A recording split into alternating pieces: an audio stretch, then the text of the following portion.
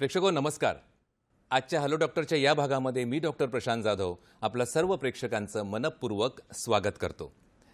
मित्रांनो, मानवी शरीरातील सर्वात गुंतागुंतीचा आणि अद्भुत भाग म्हणजे मेंदू आणि मज्जासंस्था. आपल्या प्रत्येक विचारामागे, प्रत्येक हालचालीमागे, प्रत्येक आठवणीमागे आणि प्रत्येक स्वप्नामागे हीच अदृश्य शक्ती काम करत असते. परंतु जेव्हा हीच मज्जासंस्था स्वतःच्या शरीराविरुद्ध लढू लागते तेव्हा निर्माण होतो एक गंभीर आणि गूढ आणि आयुष्य बदलून टाकणारा आजार, तो म्हणजे मल्टिपल स्क्लेरोसिस. हाच विषय आपण आज चर्चेसाठी इथे निवडलेला आहे. अतिशय महत्त्वाचा विषय आपण स्क्रीनवर पाहू शकता. आजचा आपला विषय आहे जागतिक मल्टिपल स्क्लेरोसिस दिवस आणि संबंधित आजार. जागतिक मल्टिपल स्क्लेरोसिस दिवस आणि संबंधित आजार. मित्रहो, आज जागतिक मल्टिपल स्क्लेरोसिस दिनानिमित्त आपण जाणून घेणार आहोत हा आजार नेमका काय आहे, त्याची सुरुवातीची लक्षणं कोणती आणि तो का होतो, आणि सर्वात महत्त्वाचं म्हणजे योग्य निदान, उपचार आणि सकारात्मक मानसिकतेच्या जोरावर रुग्ण पुन्हा आत्मविश्वासाने कशा प्रकारे आपलं आयुष्य बदलून टाकू शकतो. आणि या अत्यंत महत्त्वपूर्ण अशा विषयावरती आपल्याला मार्गदर्शन करण्यासाठी जे तज्ज्ञ पाहुणे आज आपल्या इथे लाभलेले आहेत, ते या विषयाचे अतिशय सखोल ज्ञान आणि प्रगल्भ अनुभव विषयाचा त्यांना आहे असे सुप्रसिद्ध न्यूरोलॉजिस्ट डॉक्टर राहुल चकोर. सर, मी आपलं हॅलो डॉक्टरच्या या भागामध्ये सर्वांच्या वतीने आपलं स्वागत करतो. मित्रांनो, आपल्या तज्ज्ञ पाहुण्यांचा अगदी संक्षिप्त असा परिचय करून द्यायचा झाला तर डॉक्टर राहुल चकोर हे न्यूरोलॉजी क्षेत्रातील एक अत्यंत मान्यवर, अभ्यासू आणि रुग्णसेवेला समर्पित असं व्यक्तिमत्व मानलं जातं. ते प्राध्यापक व विभाग प्रमुख म्हणून काम पाहत आहेत. न्यूरोलॉजी विभाग, टोपीवाला नॅशनल मेडिकल कॉलेज आणि नायर हॉस्पिटल, मुंबई येथे गेल्या 26 वर्षाहून अधिक वर्ष multiple sclerosis, stroke, neuro immunology आणि डोकेदुखी या विषयांवर कार्यरत असलेले एक अनुभवी तज्ज्ञ म्हणून डॉक्टर चकोरांकडे पाहिलं जातं. MS म्हणजेच मल्टिपल स्क्लेरोसिस व न्यूरो इम्युनॉलॉजीवरील संशोधन, 40हून अधिक शोधनिबंध, signature clinical science in neurology या पुस्तकाचे लेखक, तसेच नायर रुग्णालयामध्ये न्यूरो इम्युनॉलॉजी आणि डिसॅबिलिटी ची OPD जी आहे, बाह्य रुग्ण विभाग, तसेच HDU सुरू करण्यामागील त्यांचा अतिशय महत्त्वाचा वाटा राहिला आहे आणि प्रेरणादायी ते ठरलेले आहेत ही OPD सुरू करण्यामध्ये. वैद्यकीय आणि मानवी सेवेसाठी मौलाना आझाद पुरस्कार आणि मुंबई स्ट्रोक सोसायटी विशिष्ट सेवा पुरस्कार यांनी गौरवले गेलेले हे व्यक्तिमत्व आज आपल्यासोबत इथे तज्ज्ञ मार्गदर्शक म्हणून आपल्याला लाभलेले आहेत. नक्कीच या अत्यंत महत्त्वपूर्ण आणि संवेदनशील अशा विषयावरती चर्चा आपण सुरू करणार आहोत, पण त्याआधी आपले नेहमीचे आपुलकीचे आवाहन आपल्या प्रेक्षकांसाठी. मित्रो, हॅलो डॉक्टर हा कार्यक्रम आपला आहे, आपल्यासाठी आहे आणि आपला सहभाग यामध्ये अतिशय महत्त्वाचा आहे, किंबहुना तो अपेक्षितच आहे. चला तर मित्रो, अतिशय महत्त्वाच्या अशा या चर्चेला आपण सुरुवात करणार आहोत. आजचा विषय आपण जाणून आहात मल्टिपल स्क्लेरोसिस, जागतिक मल्टिपल स्क्लेरोसिस दिनानिमित्त ही चर्चा आपण घडवत आहोत आणि त्या संबंधित जे आजार आहेत त्यावरती तज्ज्ञ मार्गदर्शन आपण डॉक्टर राहुल चकोर सरांकडून घेणार आहोत. सर, पुन्हा एकदा मी आपलं स्वागत करतो आजच्या या कार्यक्रमामध्ये. सर, मल्टिपल स्क्लेरोसिस हे नाव अनेकांनी ऐकलंही असेल, पण अजूनही हा आजार नेमका काय आहे याबद्दल समाजामध्ये खूप आणि अनेक प्रकारचा संभ्रम साधारण दिसून येतो. मग त्याच अनुषंगाने मी या कार्यक्रमाची सुरुवातच या प्रश्नाने करू इच्छितो की मल्टिपल स्क्लेरोसिस म्हणजे नेमका हा आजार काय आहे, कोणता आजार आहे आणि सामान्य माणसाला तो सोप्या भाषेत समजेल अशा प्रकारे आपण काय समजावून सांगाल सर? मल्टिपल स्क्लेरोसिस हा एक सेंट्रल नर्वस सिस्टीम म्हणजे केंद्रीय मज्जासंस्थेचा एक आजार आहे. म्हणजे मेंदू आणि स्पायनल कॉर्ड, मेंदू आणि मज्जारज्जू ह्याचा हा एक आजार आहे. यामध्ये नेमकं होतं काय की शरीराची रोगप्रतिकार शक्ती जी असते ती मज्जातंतूंवरील आवरणावर हल्ला करते आणि मज्जातंतूवरील जे आवरण असतं त्याला मायलिन असं म्हणतात. हल्ला झाल्यामुळे ते नष्ट होतं, त्याला आपण डिमायलिनेशन म्हणतो. या डिमायलिनेशन झाल्यामुळे मेंदू आणि शरीर याच्यामधला जो संबंध असतो किंवा संवाद असतो त्याच्यामध्ये खंड पडतो. त्याला आपण कंडक्शन ब्लॉक असं म्हणतो. म्हणजे हा एक कनेक्टिव्हिटीचा एक प्रॉब्लेम तयार होतो मज्जासंस्थेमध्ये आणि शरीराच्या वेगवेगळ्या अवयवांमध्ये. त्यामुळे रुग्णाला वेगवेगळ्या प्रकारची लक्षणं दिसतात.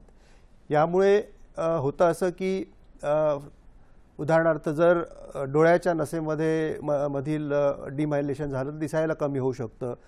जर हातापायामधल्या नसांच्या वरील आवरणावर जर डॅमेज झाला तर हातापायामध्ये विकनेस येऊ शकतो किंवा मुंग्या येऊ शकतात किंवा डोळ्यांच्या जे मूवमेंट्स होतात त्यामध्ये काही बिघाड निर्माण झाला तर डबल दिसू शकतं.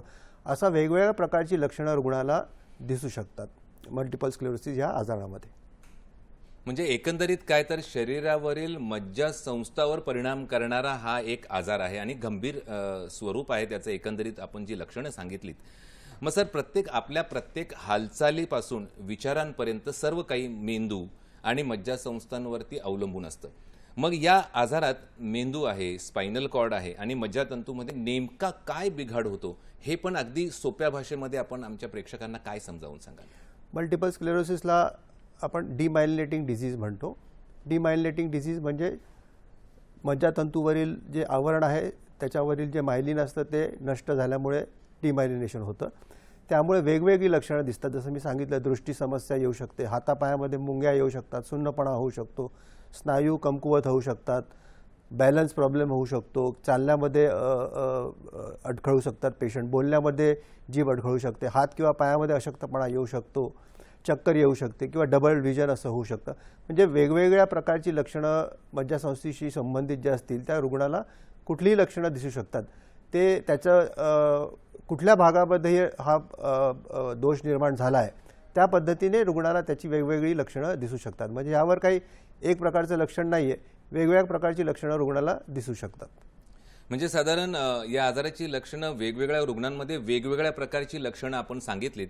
मग सर बऱ्याच वेळा शरीर आधीच प्रत्येक आजाराचं, बऱ्याच आजारांचं संकेत देत असतं, पण याकडे कदाचित दुर्लक्ष होत असावं म्हणून त्याचं निदान होत नाही. मग मल्टिपल स्क्लेरोसिसची सुरुवातीची नेमकी लक्षणं कोणती आहेत याबद्दल काय सांगाल? मल्टिपल स्क्लेरोसिस हा जो आजार आहे तो एका विशिष्ट वयामध्ये दिसतो आणि स्त्रियांमध्ये तो जास्त दिसतो. त्यामुळे त्या विशिष्ट वयामधील लोकांमध्ये म्हणजे 20 ते 40 वर्षाच्या वयामधील स्त्रियांमध्ये बहुत करून जर अशी लक्षणं दिसली, हातापायाला मुंग्या येणं, डबल विजन होणं किंवा अचानक दृष्टी कमी होणं किंवा दोन्ही पाय अचानकपणे लुळे पडणं किंवा शरीर सुन्न पडणं, अशी कुठलीही लक्षणं जर दिसली ती अंगावर न काढता त्यावेळी रुग्णांनी डॉक्टरांकडे जाणं आणि डॉक्टरांचा सल्ला घेणं महत्त्वाचं असतं. कारण की ही लक्षणं जरी वरवर आपल्याला साधारण वाटली तरी ती देखील मल्टिपल स्क्लेरोसिसची कदाचित सुरुवात असू शकते. पण एक महत्त्वाची गोष्ट लक्षात ठेवायची म्हणजे ही लक्षणं काही मल्टिपल स्क्लेरोसिससाठी स्पेसिफिक नाही आहेत. कारण की न्यूरोलॉजिकल कुठल्याही आजारामध्ये ही लक्षणं आपल्याला दिसू शकतात. परंतु ह्या वयोगटामध्ये जर आपल्याला ही लक्षणं दिसली आणि परत अशी लक्षणं दिसायला लागली किंवा कंटिन्युअसली 24 तास 48 तास जर आपल्याला सुन्नपणा वाटला शरीरामध्ये कुठेही किंवा दिसायला कमी झालं किंवा बॅलन्स गेला किंवा जीभ अडखळायला लागली, अशी जर लक्षणं आपल्याला वारंवार दिसायला लागली किंवा जास्त वेळ काळासाठी ती लक्षणं जर राहिली तर रुग्णांनी नक्कीच न्यूरोलॉजिस्ट डॉक्टरांचा सल्ला घ्यावा. कारण की ही लक्षणं मल्टिपल स्क्लेरोसिसची असू शकतात. म्हणजे काही वेळा अगदी छोट्या तक्रारीही मल्टिपल स्क्लेरोसिसचं लक्षण असू शकतं, हेच कुठेतरी आपल्या उत्तरातून जाणवतं. मग सर उदाहरणार्थ जर म्हणायचं झालं, हातपाय सुन्न होणे, चालताना तोल जाणे किंवा अचानक दृष्टी धूसर होणे, कमी दिसायला लागणे, तर अशी कोणती लक्षणं आहेत जी लोक सामान्य समजून दुर्लक्षित करू शकतात? पण ही MS ची असू शकतात. यावरती आपण काय दृष्टिक्षेप टाकू शकता?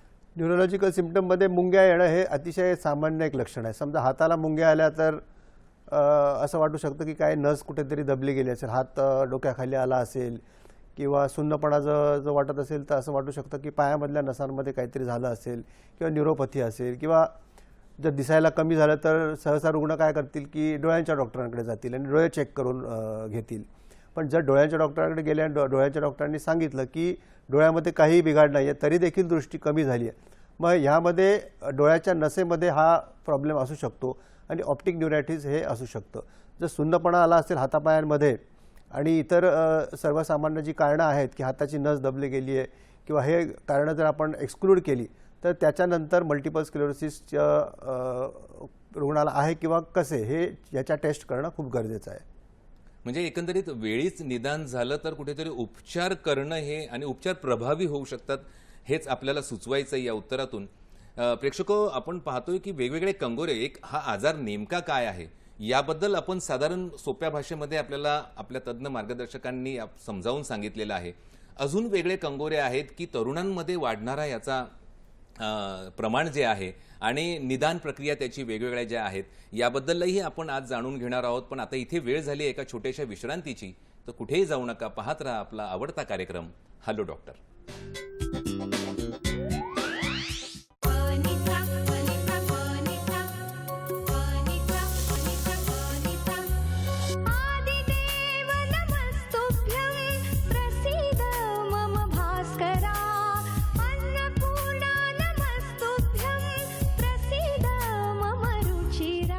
रुचिरा प्रसारण बुधवार ते शुक्रवार सकाळी 11:30 वाजता आणि पुनःप्रसारण दुपारी 4 वाजता फक्त आपल्या सह्याद्री वाहिनीवर.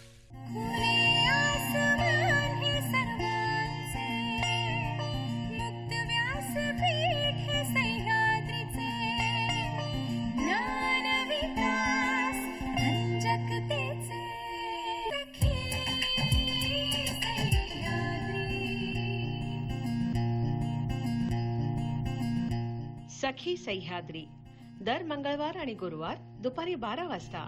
शिवाय या कार्यक्रमाचं थेट प्रसारण सह्याद्री वाहिनीच्या फेसबुक पेजवर आणि YouTube चॅनलवरही उपलब्ध. प्रेक्षको, छोट्याशा विश्रांतीनंतर पुन्हा एकदा आपलं सर्वांचं हॅलो डॉक्टरच्या या भागामध्ये स्वागत. आजचा विषय आपण जाणून आहात की जागतिक मल्टिपल स्क्लेरोसिस दिवसाच्या पार्श्वभूमीवरती आज आपण या आजारासंबंधी आणि त्याच्या संबंधित आजारांशी आपण चर्चा करत आहोत. आणि जे तज्ज्ञ मार्गदर्शक आज आपल्यासोबत उपस्थित आहेत ते सुप्रसिद्ध न्यूरोलॉजिस्ट डॉक्टर राहुल चकोर सर. सर, ब्रेकच्या अगोदर आपण अनेक गोष्टी या आजाराबद्दलच्या जाणून घेतल्या आणि पूर्वी जेव्हा न्यूरोलॉजिकल कोणत्याही प्रकारचा जर आजार आपण विचार केला की वयोवृद्ध व्यक्तीही आपल्या डोळ्यासमोर यायची, मग आजकाल तरुणांमध्येही मल्टिपल स्क्लेरोसिस वाढताना आपल्याला त्याचं प्रमाण दिसतंय. मग यामागची प्रमुख कारणे काय असू शकतात याबद्दल आपण काय दृष्टिक्षेप टाकाल? मल्टिपल स्क्लेरोसिस हा न्यूरोलॉजिकल जो आजार आहे तो साधारणपणे जगभरात साधारणपणे 3 दशलक्ष लोकांना आहे आणि लाखामध्ये 2 ते 3 जणांना हा मल्टिपल स्क्लेरोसिसचा आजार दिसून येतो. सर्वसाधारणपणे हा तरुण वयामध्ये दिसणारा एक आजार आहे. म्हणजे 20 ते 40 वर्षाच्या मध्ये बहुतेक करून ह्या आजाराची सुरुवात होते. महिलांमध्ये MS होण्याची शक्यता 2 ते 3 पट अधिक असते. आणि तरुणपणामध्ये आणि महिलांमध्ये हा आजार का जास्त प्रमाणात होतो तर त्याच्यासाठी कदाचित महिलांच्या हॉर्मोन्स वेगळे असतील आणि काही जेनेटिक कारणं असू शकतात ज्याच्यामुळे हा मल्टिपल स्क्लेरोसिस आजार स्त्रियांमध्ये जास्त दिसतो. कारण असं बघण्यात आलेलं आहे की ऑटो इम्यून हे जे प्रकारचे आजार आहेत ते महिलांमध्ये जास्त दिसतात आणि ते तरुण वयामध्ये जास्त प्रमाणात सुरू होतात. त्याची कारणं अशी काही विशेष कारणं आहेत. त्याच्यामध्ये एक म्हणजे लठ्ठपणा किंवा बालपणातील किंवा पौगंडावस्थेतील लठ्ठपणा, याच्यामध्ये जनरली इन्फ्लॅमेटरी डिसीजेस ज्या असतात त्या जास्त होण्याचं प्रमाण आहे. धूम्रपानाच्या प्रमाणामुळे अधिक प्रमाणामुळे देखील काही रिस्क फॅक्टर मल्टिपल स्क्लेरोसिसचं हे काही बघण्यात आलेलं आहे. आणि जसं मी सांगितलं की ऑटो इम्युन डिसीजेस ज्या आहेत त्या महिलांमध्ये जास्त दिसतात. अजून एक महत्त्वाचं कारण जे आहे की इप्स्टीन बार व्हायरस हा एक सर्वसाधारणपणे दिसणारा व्हायरल आजार आहे ज्याच्यामध्ये सर्दी खोकला आणि ताप येणं, अंग दुखणं असं होतं. हा आजार देखील तरुण वयामध्ये जास्त दिसतो आणि इप्स्टीन बार व्हायरस मुळे कदाचित शरीराची इम्युनिटी ॲक्टिवेट होते आणि शरीराच्या मज्जासंस्थेवर ती विपरीत परिणाम करते, जेणेकरून त्या पेशंटला मल्टिपल स्क्लेरोसिस होऊ शकतं. ही काही कारणं आहेत की तरुण वयामध्ये का हा आजार दिसतो. म्हणजे एकंदरीत आपण सांगितलं की 20 ते 40 वर्षाच्या वयोगटातील लोकांना म्हणजे साधारण हा तरुणपणातलाच आजार आहे. सुरुवात त्याची तिथेच होऊ शकते.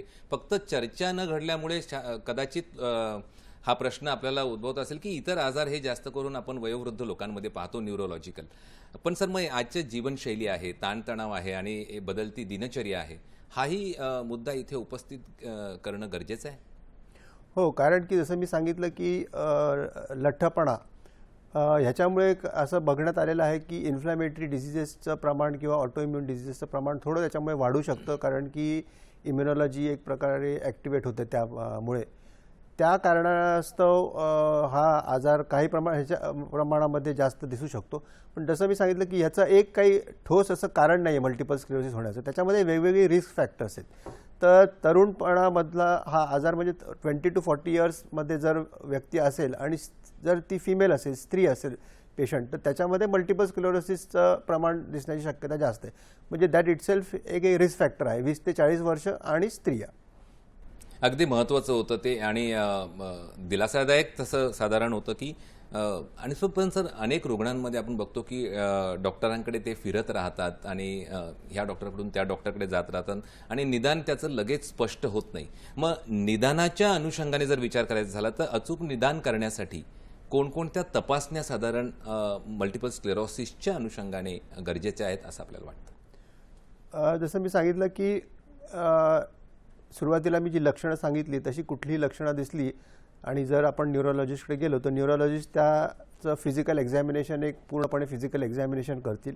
एक्झामिनेशन केल्यानंतर मज्जासंस्थेमध्ये कुठे नेमका बिघाड निर्माण झाला आहे हे ते त्यांच्या फिजिकल एक्झामिनेशनमुळे त्यांच्या लक्षात येईल आणि वेगवेगळी जी रिस्क फॅक्टर्स आहेत ती रिस्क फॅक्टर्स त्या पेशंटला आहेत किंवा नाही ते तपासून बघतील आणि त्यानंतर सगळ्यात महत्त्वाची टेस्ट जी मल्टिपल स्क्लेरोसिसचं निदान करण्यासाठी आहे ती म्हणजे MRI स्कॅनिंग किंवा न्यूरो इमेजिंग. ही टेस्ट न्यूरोलॉजिस्ट करायला सांगतात आणि MRIची उपलब्धता अधिक अवेलेबिलिटी जी आहे MRIची आपल्याकडे इझिली MRI आपण करू शकतो, त्यामुळे ते डायग्नोसिसचं प्रमाण देखील वाढलेलं आहे. आणि MRI टेस्टमध्ये आपल्याला नेमकं कळतं की डिमायलिनेटिंग लिजन किंवा डिमायलिनेशन जे मज्जासंस्थेमध्ये नेमकं कुठे झालेलं आहे हे MRI टेस्ट त्याच्यामध्ये सगळ्यात महत्त्वाची टेस्ट आहे. इतर काही टेस्ट पण डॉक्टर करायला सांगू शकतात, जसं की लंबार पंक्चर, त्याला आपण CSF टेस्ट म्हणतो, त्याच्यामध्ये OCB बँड्स ही एक पर्टिक्युलर एक टेस्ट आहे ती करण्यात येते किंवा इतर अजून ॲडव्हान्स टेस्ट जसे की इव्होक पोटेन्शियल्स करता येतात. त्याच्यामध्ये आपल्याला लक्षात येतं की मज्जासंस्थेमध्ये नेमका बिघाड कुठे झाला आहे. पण जर डायग्नोसिस जर करायचं म्हटलं मल्टिपल स्क्लेरोसिसचं तर MRI टेस्ट ही खूप महत्त्वाची आहे आणि MRI टेस्टमध्ये मॅकडोनल्ड्स क्रायटेरिया म्हणून काही क्रायटेरिया आहेत. त्या क्रायटेरियामध्ये जर ते MRIच्या ॲबनॉर्मॅलिटीज जर बसत असतील तर त्यानंतर डॉक्टर मल्टिपल स्क्लेरोसिसचं निदान अचूकपणे करू शकतात.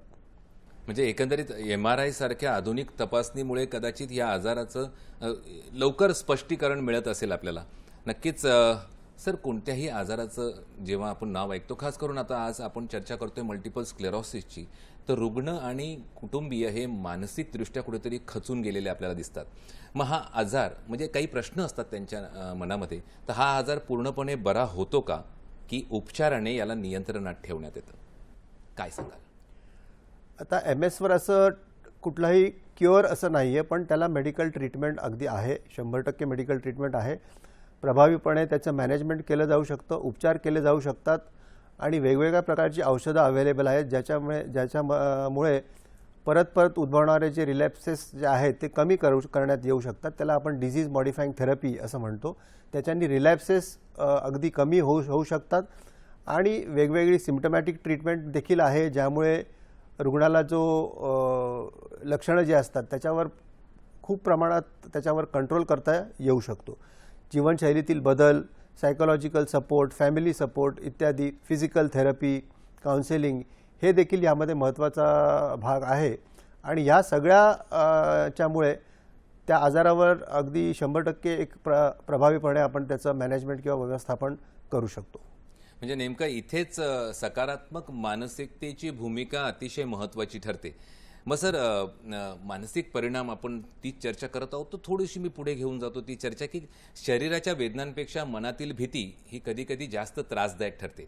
मग MS-मुळे मल्टिपल स्क्लेरोसिसमुळे रुग्णाच्या मानसिक आरोग्यावर आणि आत्मविश्वासावर किती परिणाम होतो? आपण इतके रुग्ण त्याचे रोज पाहता आपल्या OPDमध्ये आणि हॉस्पिटलमध्ये, तर काय आपला अनुभव काय सांगतो? जसं मी सांगितलं, मल्टिपल स्क्लेरोसिसमुळे मध्ये रुग्णाच्या शरीरातील वेगवेगळ्या अवयवांवर परिणाम होतो. त्यामुळे साहजिकच रुग्णांमध्ये एक प्रकारचं स्ट्रेस, डिप्रेशन किंवा नैराश्य आणि चिंता येते की आपल्या शरीरातला विशिष्ट भाग काम करत नाही. त्यामुळे या आजारामध्ये एक प्रकारची अनिश्चितता असते. त्यामुळे देखील एक अनसर्टन्टीमुळे देखील रुग्णांच्या मनावर त्याचा एक विपरीत परिणाम होतो. एकाकीपणा येऊ शकतो, त्यांचा आत्मविश्वास कमी होऊ शकतो आणि स्वतःचं इंडिपेंडन्सवर थोडा परिणाम झाल्यामुळे देखील रुग्णाला एक नेगेटिव्ह विचार त्याच्यामध्ये येऊ शकतात. याकरताच ह्या आजारामध्ये मानसिक आरोग्यावर देखील ट्रीटमेंट करणं आणि लक्ष केंद्रित करणं खूप महत्त्वाचं आहे. त्याच्यामध्ये काउन्सिलिंग आहे किंवा योग्य वेळी मेडिसिन्स आहेत, अँटी डिप्रेसंट्स किंवा सायकॅट्रिस्टचं रेफरल करून योग्य प्रकारची ट्रीटमेंट घेणं महत्त्वाचं आहे. योग, ध्यान, मेडिटेशन किंवा सपोर्ट ग्रुप्स जे वेगवेगळे मल्टिपल स्क्लेरोसिसचे आहेत त्यांच्याशी स्वतःला जोडून घेणं देखील खूप उपयोगी पडतं या रुग्णांना. पण मग अशा परिस्थितीमध्ये सर कुटुंबाचा आधार हा रुग्णांसाठी खूप मोठी ताकद ठरू शकतं नक्कीच. मग रुग्ण आजारी एखाद्या आजाराची रुग्ण एकटाच लढत नसतो, तर संपूर्ण कुटुंब त्या प्रवासाचा एक भाग असतो. मग घरातील सदस्यांनी साधारण आपण काय सांगाल की समाजाने आणि घरातील सदस्याने अशा रुग्णांशी कसं वागलं पाहिजे? आता जर फॅमिलीमध्ये कुणालाही मल्टिपल स्क्लेरोसिस झाला असेल तर त्या रुग्णाच्या जवळच्या नातेवाईकांचं देखील खूप महत्त्वाचा रोल त्याच्यामध्ये आहे.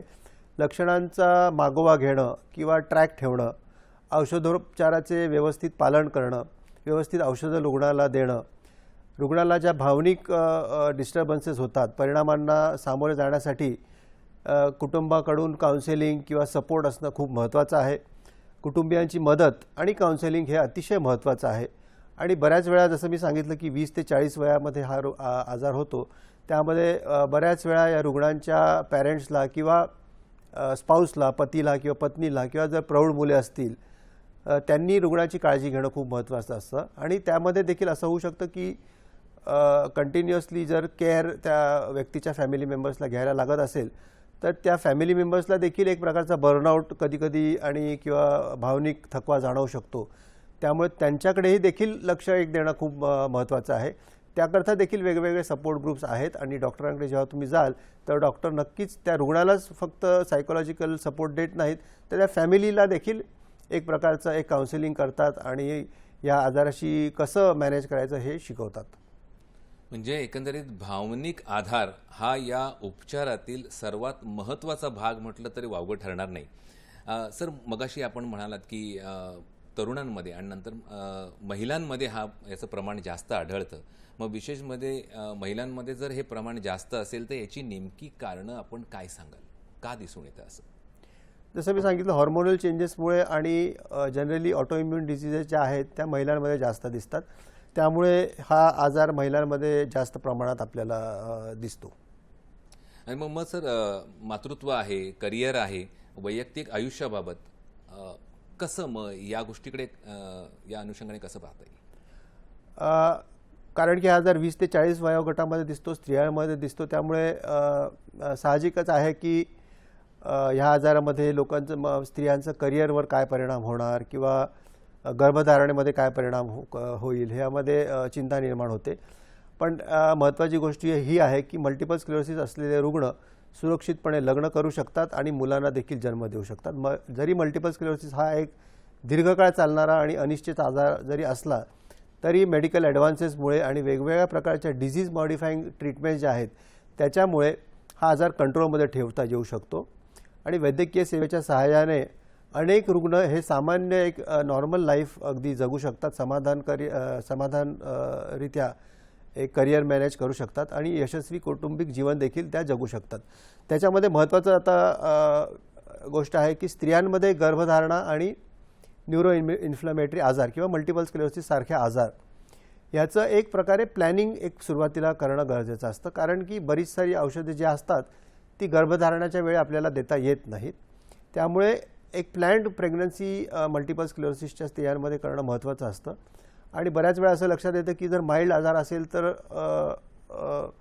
विदाऊट मेडिसिन्स देखील कधी कधी गर्भधारणा होऊ शकते किंवा काही औषधांची गरज पडू शकते. अतिशय महत्त्वाचं होतं सर महिलांच्या अनुषंगाने, म्हणजे त्याचा परिणाम होत नाही, म्हणजे जरी झाला तरी योग्य उपचार आणि इच्छाशक्ती आणि योग्य नियोजन याने या सर्व गोष्टींवरती कुठेतरी मात करता येईल. प्रेक्षक, आपण पाहिलं अत्यंत महत्त्वाच्या अशा विषयावर आपली चर्चा आहे. आता अत्यंत महत्त्वाच्या वळणावर आपण पोहोचले आहोत. नक्कीच पुढचे वेगवेगळे कंगोरे या विषयाचे आपण, या आजाराचे आपण उलगडून पाहणार आहोत. पण आता इथे वेळ झाली एका छोट्याशा विश्रांतीची. कुठेही जाऊ नका, पाहत राहा आपला आवडता कार्यक्रम हॅलो डॉक्टर.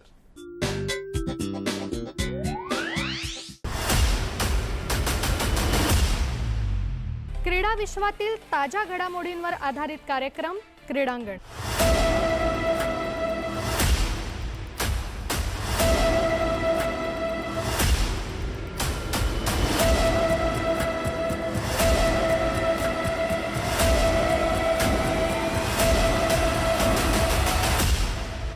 क्रीडांगण प्रसारण दर मंगळवारी रात्री 8:30 आणि पुन्हा प्रसारण दर बुधवारी दुपारी 1:30 फक्त सह्याद्री वाहिनीवर. छोट्याशा विश्रांतीनंतर सर्व प्रेक्षकांचं हॅलो डॉक्टरच्या या भागामध्ये स्वागत. आजचा विषय आपण जाणून आहात जागतिक मल्टिपल स्क्लेरोसिस दिनाच्या पार्श्वभूमीवर जागतिक मल्टिपल स्क्लेरोसिस या आजाराविषयी आपण समजून घेत आहोत. त्याच्याशी संबंधित आजारांविषयी आपण चर्चा करत आहोत. आणि जे मार्गदर्शक आज आपल्याला इथे तज्ज्ञ म्हणून लाभलेले आहेत ते आहेत सुप्रसिद्ध न्यूरोलॉजिस्ट डॉक्टर राहुल चकोर सर. सर, ब्रेकच्या अगोदर अतिशय महत्त्वाची चर्चा आपली झालेली आहे. मग कुठेतरी जीवनशैली हे प्रत्येक आजारामागचं कुठेतरी डोकावतंच हे गोष्टी. मग आजच्या धकाधकीच्या जीवनशैलीमध्ये आरोग्यावरती मोठा परिणाम होताना जेव्हा आपण पाहतो, मग आहार असो, व्यायाम असो, झोप असो किंवा ताणतणाव असो, यांचा मल्टिपल स्क्लेरोसिस या आजारावरती कोणत्या प्रकारचा कसा परिणाम होताना आपण पाहिला आहे? नक्कीच आहार, व्यायाम आणि झोप हे जीवनशैलीचे एक मूलभूत आधारस्तंभ आहेत. म्हणजे they are pillars of healthy life. जे मल्टिपल स्क्लेरोसिस या आजारामध्ये देखील त्याचा खूप महत्त्वाचा आहे. मल्टिपल स्क्लेरोसिसमध्ये या तिन्ही गोष्टींमुळे त्या लक्षणांची तीव्रता आणि जीवनाच्या एकूणच क्वालिटी ऑफ लाईफवर त्याचा परिणाम होऊ शकतो. एकत्रितपणे जर व्यवस्थित आहार नसेल, व्यायामाचा अभाव असेल आणि झोप जर पूर्ण होत नसेल तर नक्कीच न्यूरो इन्फ्लामेशन जे आहे ते वाढू शकतं. त्या कारणाने न्यूरो इन्फ्लामेशन किंवा डिमायलिनेशन जर कंट्रोलमध्ये ठेवायचं असेल तर या तिन्ही गोष्टींवर आपल्याला लक्ष देणं खूप महत्त्वाचं आहे. शारीरिक कार्यक्षमतेत सुधारतात ह्या जर गोष्टी आपण तिन्ही व्यवस्थित ठेवल्या तर. आणि एक प्रकारचे नर्वस सिस्टीम रिज्युविनेट होते किंवा पुनर्संचारित त्यामुळे होते. हे जेव्हा तिन्ही गोष्टी व्यवस्थित जर मॅनेज केलेल्या असतील तर त्या रुग्णाच्या व्यवस्थापनासाठी अतिशय महत्त्वपूर्ण आहेत. आणि नॉन फार्मॅकोलॉजिकल ट्रीटमेंटमध्ये ह्या तिन्ही गोष्टींचा खूप महत्त्व आहे. त्यामध्ये योग्य आहार डॉक्टर सांगतील त्या पद्धतीने, आणि आहार देखील अशा पद्धतीने पाहिजे की जे औषधं त्या रुग्णाला चालू आहेत त्या पद्धतीने आहाराचं एक कंट्रोल पाहिजे. कारण की रुग्णांना कधी कधी स्टेरॉइड्स इंजेक्शन द्यायला लागू शकतात. त्यामुळे त्यावेळी गोड पदार्थ किंवा फॅट कंटेंट असलेले पदार्थ कमी खायला लागू शकतात. व्यायाम खूप अतिशय महत्त्वाचा आहे. शरीराच्या हालचाली करणं, वजन न वाढू देणं हे महत्त्वाचं आहे. आणि योग्यरित्या किंवा योग्य प्रमाणात झोप, म्हणजे साधारणतः 7 ते 8 तासाची झोप असणं हे या रुग्णांसाठी अगदी महत्त्वाचं आहे. म्हणजे औषधांसोबतच जीवनशैलीतील बदल हेही तितकंच महत्त्वाचं आहे जर आपल्याला हा आजार नियंत्रणात ठेवायचा असेल तर. सर, उपचाराबद्दल आपण चर्चा होणं फार महत्त्वाचं आहे. मग वैद्यकीय क्षेत्रामध्ये आपण दररोज नवीन नवीन संशोधन ऐकतो, उपचार पद्धती विकसित होत असतात नवीन नवीन. तर मग आज आधुनिक वैद्यकशास्त्रामध्ये MS म्हणजेच मल्टिपल स्क्लेरोसिससाठी कोणती प्रगत अशी उपचार पद्धती उपलब्ध आहे, याबद्दल आपण काय सांगाल? काही वर्षांपूर्वी या आजारावर म्हणजे साधारण 10 ते 15 वर्षांपूर्वी ह्या आजारावर अगदी कमी प्रमाणात औषधं उपलब्ध होती. आता या आजारावर वेगवेगळ्या प्रकारची औषधं उपलब्ध आहेत. त्याच्यामध्ये ओरली औषधं घेणार म्हणजे तोंडाने घेता येणाऱ्या मेडिसिन्स आहेत, गोळ्या आहेत, इंजेक्शन्स आहेत. इंजेक्शन्स जे महिन्याला घ्यायला लागू शकतात फक्त एकदा, अशी देखील इंजेक्शन्स आहेत. काही इंजेक्शन्स जे आहेत ते 3 महिन्यातून एकदा फक्त घ्यायला लागतात. काही इंजेक्शन्स असे आहेत की 6 महिने किंवा वर्षभरातून एकदा घ्यायला लागतात. त्याच्यामध्ये एक खूप ॲडव्हान्स जो झाला आहे या आजारावरच्या ट्रीटमेंटमध्ये ते आहे मोनोक्लोनल अँटीबॉडीज.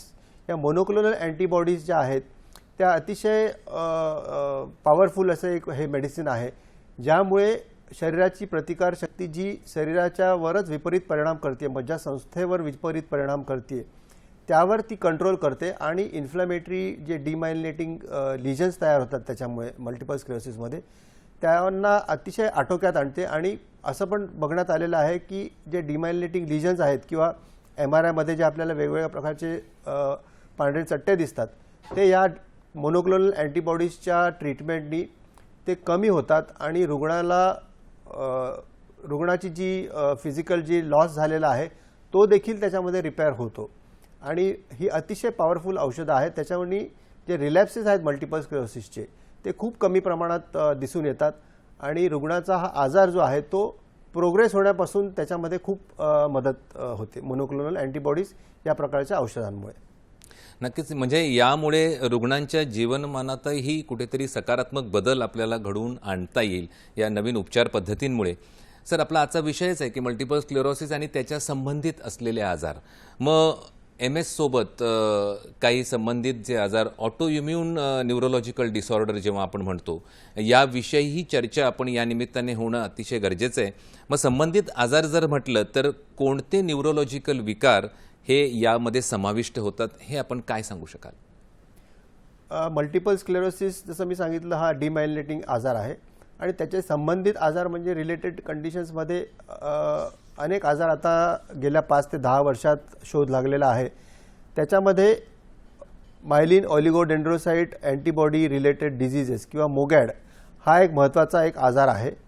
हा सुरुवातीला असं वाटत होतं की हा मल्टिपल स्क्लेरोसिसचाच एक प्रकार आहे, पण काही वर्षांनंतर ह्या आजाराचं एक ठोस कारण लक्षात आलं की हे एक विशिष्ट प्रकारचे प्रतिजीव जे शरीरात तयार होतात, अँटीबॉडीज, मायलिन ऑलिगोडेंड्रोसाइट अँटीबॉडीज, म्हणजे जे मज्जातंतूंवरील जे आवरण आहे त्याला मी सांगितलं मायलिन, त्यावर हल्ला करणाऱ्या प्रकारच्या एक अँटीबॉडीज किंवा प्रतिजीवी शरीरात तयार होतात आणि त्यामुळे डिमायलिनेशन होतं. तर त्यामुळे ह्या आजारामध्ये जे अँटीबॉडीज आहेत ते आपल्याला शोधण्यात आलेले आहेत आणि ते अँटीबॉडीजमुळे रुग्णाच्या मज्जासंस्थेवर विपरीत परिणाम होतो आणि त्यामुळे रुग्णाला वेगवेगळे प्रकारची लक्षणं दिसतात. तर ह्यामध्ये देखील वेगवेगळे अजून प्रकार आहेत. एक त्याच्यामधला महत्त्वाचा आहे म्हणजे मायलायटिस, की मज्जारज्जू जो आहे त्याच्यामध्ये सूज येते. ह्या आजारामध्ये मज्जारज्जूमध्ये सूज आल्यामुळे शरीराचे हात किंवा पाय मधली शक्ती कमी होते, लघवी अडकू शकते आणि एक प्रकारचा सुन्नपणा शरीरामध्ये येऊ शकतो. हा आजार देखील अचानकपणे असा उद्भवतो. हा देखील तरुणांमध्ये दिसतो, पण जरी वरवर हा मल्टिपल स्क्लेरोसिस सारखा दिसत असला तरी हा एक वेगळ्या प्रकारचा आजार आहे. कारण काही ह्याच्यामध्ये जे पर्टिक्युलर प्रतिजीव आहेत, अँटीबॉडीज, मायलिन ऑलिगोडेंड्रोसाइट अँटीबॉडीज, हे रक्तामध्ये त्याची चाचणी करून ते आपल्याला मिळतात आणि त्यामुळे याचं निदान करायचं असेल तर हे अँटीबॉडी टेस्ट करणं महत्त्वाचं आहे. MRI ही देखील त्याच्यामधली एक महत्त्वाची एक टेस्ट आहे, ज्याच्यामध्ये आपल्याला हे मायलायटिस हे डिटेक्ट करता येऊ शकतं. दुसरा याच्यामध्ये जी लक्षणं दिसतात ती ऑप्टिक न्यूरायटिस. ऑप्टिक न्यूरायटिस म्हणजे की डोळ्यांची जी नस आहे, जी डोळ्यामधून इम्पल्सेस मेंदूमध्ये घेऊन जाते, त्या नसेमध्ये सूज येते, त्याला आपण ऑप्टिक न्यूरायटिस म्हणतो. तर मल्टिपल स्क्लेरोसिसमध्ये देखील ऑप्टिक न्यूरायटिस होऊ शकतं. मायलिन ऑलिगोडेंड्रोसाइट अँटीबॉडी डिसीजमध्ये देखील ऑप्टिक न्यूरायटिस होऊ शकतं. पण यामध्ये जे ऑप्टिक न्यूरायटिस होतं ते वेगळ्या पद्धतीचं असतं आणि त्यामध्ये संपूर्ण ऑप्टिक नर्वलाच एक प्रकारची सूज येते आणि अचानकपणे एका डोळ्यामध्ये किंवा दोन्ही डोळ्यामध्ये अंधत्व येऊ शकतं आणि रुग्णामध्ये जर हे अँटीबॉडी दिसले तर त्याला आपण MOGAD डिसीज असं त्या रुग्णाला आपण म्हणतो. याची ट्रीटमेंट जी आहे ती वेगळी आहे. स्टेरॉइड इंजेक्शन ह्याच्यामध्ये द्यायला लागतात आणि इतर वेगळ्या प्रकारचे इम्युनोसप्रेसंट्स ह्यामध्ये आपल्याला रुग्णाला द्यायला लागतात, जेणेकरून परत परत रिलॅप्सेस याचे होणार नाही.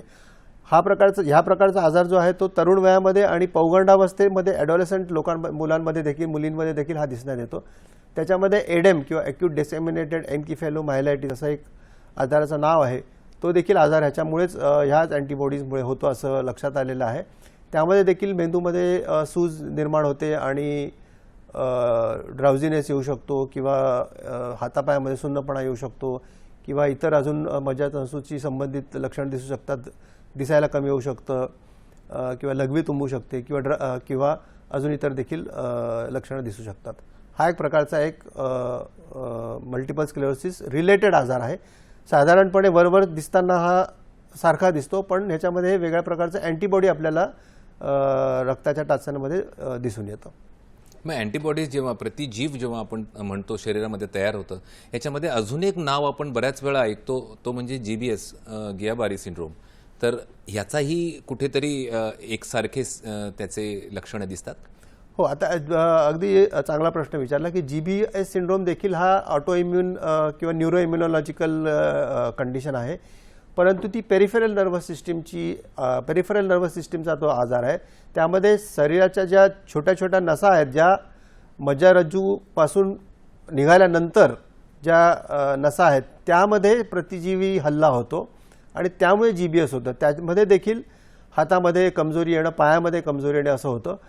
पण GBSमध्ये काय होतं की पायामधून वर वर वर वर कमजोरी अशी वरवर पसरत जाते आणि सुरुवातीला पायामध्ये, मग नंतर हातामध्ये, मग नंतर शरीराला संपूर्णपणे कमजोरी येते. पण तो पेरिफेरल नर्वस सिस्टीमचा जो आजार आहे, जरी बेसिक पॅथोफिजिओलॉजी त्याचं एकच आहे की शरीराची प्रतिकारशक्ती शरीराच्याच नसांवर हल्ला करते आणि त्यामुळे रुग्णाला वेगवेगळ्या प्रकारची लक्षणं दिसतात. त्यामुळे हे वरवर दिसणारी लक्षणं जरी सारखी असली तरी तो पेरिफेरल नर्वस सिस्टीमचा आजार आणि हा केंद्रीय मज्जासंस्थेचा आजार आहे, MS आणि मोगॅड. नक्कीच अतिशय महत्त्वाचा दृष्टिक्षेप आपण टाकला या गोष्टींवरती. नक्कीच ऑटो इम्युन डिसऑर्डर जेव्हा आपण म्हणतो, म्हणजे शरीराचीच प्रतिकारशक्ती ही शरीराविरुद्ध कुठेतरी काम करू लागते, लढू लागते आणि त्यातून निर्माण होणाऱ्या ह्या सगळे आजार पण आपण पाहतोय. म्हणजे योग्य माहिती आणि जागरूकता ही इथे सर्वात महत्त्वाची ठरते. मग सर, या आजारामध्ये काही वेळा सिम्पटम्स कमी जास्त होत असतात, त्याची जी लक्षणं आहेत ती. मग मल्टिपल स्क्लेरोसिसमध्ये रिलॅप्स आहे, पुन्हा ते बॅक टू स्क्वेअर वन येणं किंवा सिम्पटम्स आहेत, तर परत वाढण्याची कारणं कोणती असू शकतात आणि रुग्णांना या निमित्ताने कोणती काळजी घेणं गरजेचं आहे? हो, जसं मी सांगितलं की मल्टिपल स्क्लेरोसिस हा परत होणारा एक आजार आहे. म्हणजे हा एक रिलॅप्सिंग रेमिटिंग प्रकारचा आजार आहे, म्हणजे पुनरावृत्ती होणारा आजार आहे आणि त्यामध्ये देखील पुनरावृत्ती होते आणि पुनरावृत्तीच्या जेव्हा रिलॅप्स नसतो तेव्हा देखील तो प्रोग्रेस होऊ शकतो. त्याला आपण सेकंडरी प्रोग्रेसिव्ह मल्टिपल स्क्लेरोसिस असं म्हणतो. म्हणजे सगळ्यात महत्त्वाचा जो प्रकार आहे मल्टिपल स्क्लेरोसिसचा तो आहे रिलॅप्सिंग रेमिटिंग मल्टिपल स्क्लेरोसिस, म्हणजे पुनरावृत्ती होऊन त्याच्यानंतर काही वर्षांनी असं होऊ शकतं की पुनरावृत्ती न होता तो एक प्रोग्रेसिव्ह स्टेजला जाऊन पोचतो आजार आणि रिलॅप्सेस न होता देखील हळूहळू शरीरातली जी डिझॅबिलिटी आहे ती वाढत जाऊ शकते. त्याला आपण सेकंडरी प्रोग्रेसिव्ह मल्टिपल स्क्लेरोसिस असं म्हणतो. कधी कधी असं देखील होतं की सुरुवातीपासूनच हा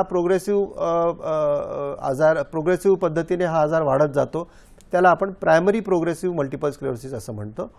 तर हे रिलॅप्सेस कमी होणं आणि प्रोग्रेशन कमी होणं याच्यासाठी डिझीज मॉडिफाईंग थेरपी ज्या आहेत त्या महत्त्वाच्या आहेत आणि डिझीज मॉडिफाईंग थेरपी जर रेग्युलरली जर पेशंटनी घेतल्या तर त्यामध्ये रिलॅप्सेस अतिशय कमी होऊ शकतात. रुग्णाला रिलॅप्सेस कमी झाल्यानंतर डिझॅबिलिटी किंवा अपंगत्व येण्याचे चान्सेस देखील कमी होऊ शकतात आणि सेकंडरी प्रोग्रेसिव्ह स्टेजमध्ये देखील जाण्याचं प्रमाण रुग्णाचं कमी होऊ शकतं.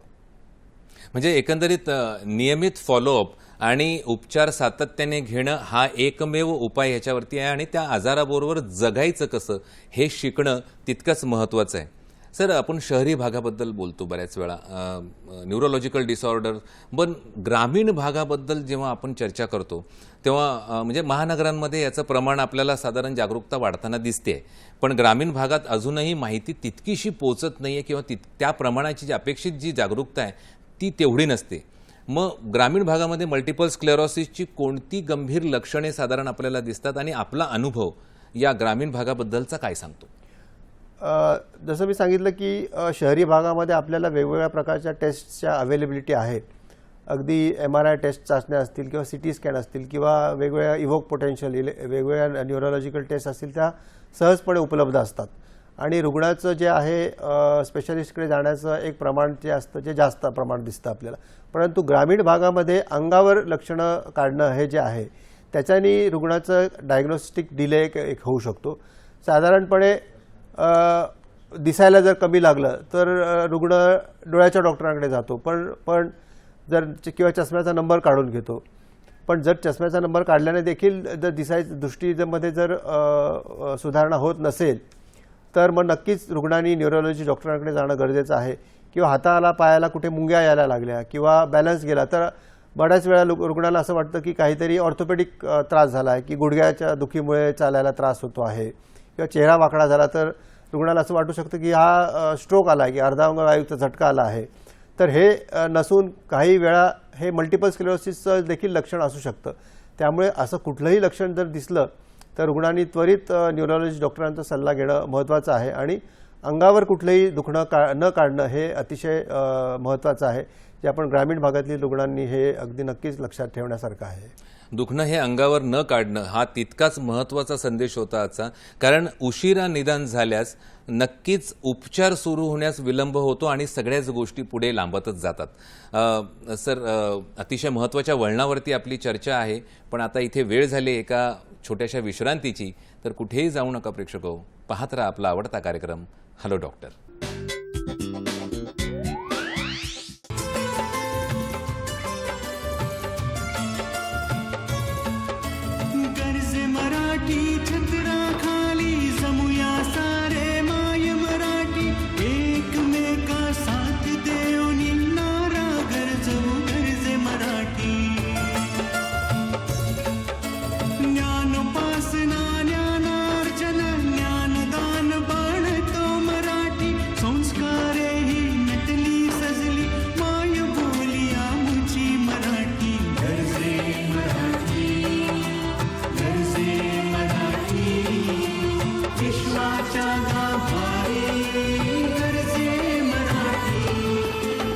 गरजे मराठी प्रस्तुत विश्वाच्या गाभारी गरजे मराठी दर रविवारी संध्याकाळी 7:30 फक्त दूरदर्शनच्या सह्याद्री वाहिनीवर. भरपूर मनोरंजनाचा पॉवर पॅक पंच म्हणजेच DD सह्याद्रीवरचा आमचा शो. याचं नाव आहे मूवीज म्युझिक आणि मस्ती, जिथे आम्ही तुम्हा सर्वांसाठी आणतो exclusive celebrity interviews, movie reviews, त्याचबरोबर इंटरेस्टिंग ट्रिव्हिया, सेलिब्रिटी बर्थडेज आणि म्युझिक क्षेत्रातील अपडेट्स. मूवीज म्युझिक आणि मस्ती प्रसारण दर शुक्रवारी रात्री 8 वाजता, पुन्हा प्रसारण दर मंगळवारी सायंकाळी 5:30 वाजता फक्त DD सह्याद्रीवर. पुन्हा एकदा आजच्या हॅलो डॉक्टरच्या या भागामध्ये सर्व प्रेक्षकांचं मनपूर्वक स्वागत. आजचा विषय जागतिक मल्टिपल स्क्लेरोसिस दिनानिमित्त आणि या आजाराविषयी आणि त्याच्या संबंधित आजाराविषयी आपण चर्चा करत आहोत.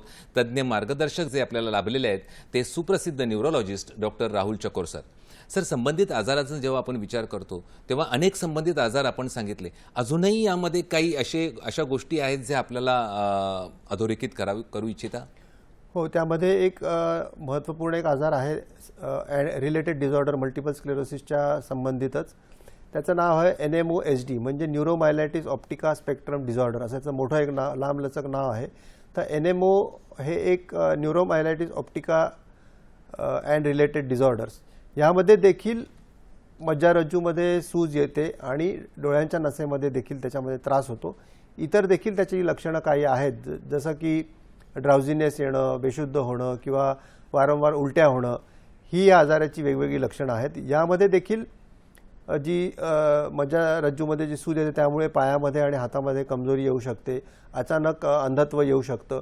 पण यामध्ये रक्तामध्ये चाचणी केल्यास NMO नावाचं जे अँटीबॉडी आहे, NMO अँटीबॉडी ॲक्वॅपोरिन 4 एक प्रकारचा एक अँटीजेन आहे, त्यावर एक प्रतिजीविक हल्ला शरीरात करतं आणि रक्ताच्या चाचणीमध्ये हे पर्टिक्युलर अँटीबॉडी जे आपल्याला मिळतं.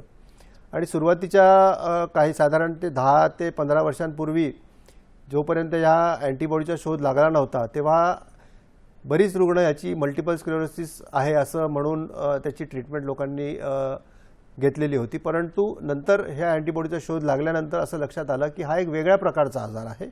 याच्यामध्ये देखील लक्षणं वरवर दिसतात, मल्टिपल स्क्लेरोसिस सारखीच दिसतात, परंतु तो वेगळा आजार आहे. यामध्ये देखील स्टेरॉइड इंजेक्शन सुरुवातीला रुग्णाला घ्यायला लागतात, परंतु नंतरचे जे रिलॅप्सेस आहेत ते त्याचं प्रमाण कमी करण्याकरता वेगळ्या प्रकारची ट्रीटमेंट ह्याच्यामध्ये घ्यायला लागते. त्याच्यामध्ये मोनोक्लोनल अँटीबॉडीज आहेत, त्याच्यामध्ये इतर काही इम्युनोसप्रेसंट्स जे आहेत ते घ्यायला लागतात. हा साधारणपणे जास्त गंभीर प्रकारचा आजार आहे. यामध्ये रिलॅप्सेस जे असतात ते खूप सिव्हिअर असतात. बऱ्याच वेळा रिलॅप्सेस नंतर पूर्णपणे रुग्ण बरा होऊ शकतो किंवा नाही देखील होऊ शकत.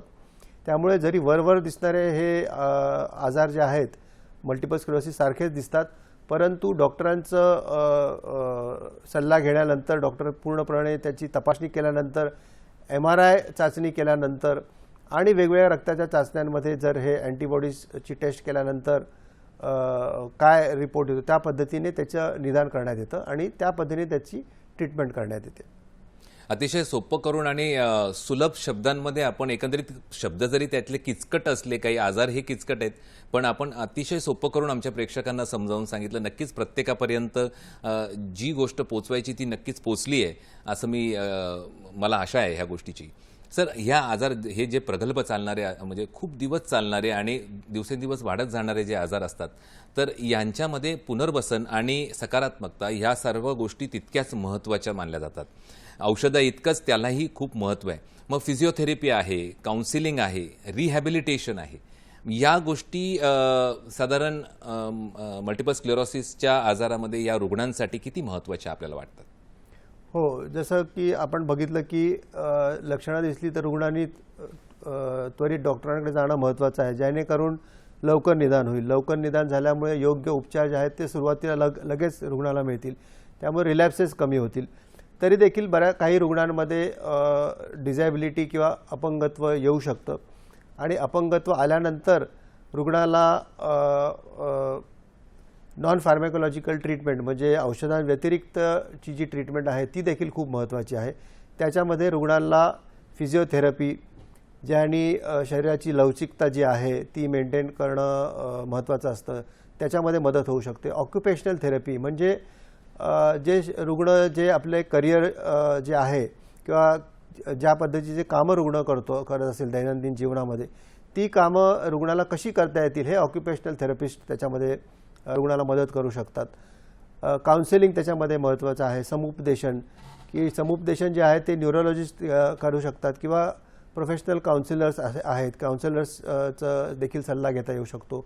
फॅमिली काउन्सिलिंग त्याच्यामध्ये महत्त्वाचं आहे, जेणेकरून रुग्णाच्या फॅमिली मेंबर्सनीच त्याचं सपोर्ट एक सिस्टीम तयार करणं महत्त्वाचं आहे. आणि बऱ्याच वेळा रुग्णांमध्ये मिसअंडरस्टँडिंग असतं की मल्टिपल स्क्लेरोसिस आजार काही पूर्णपणे बरा होत नाही, हे चुकीचा समज आहे.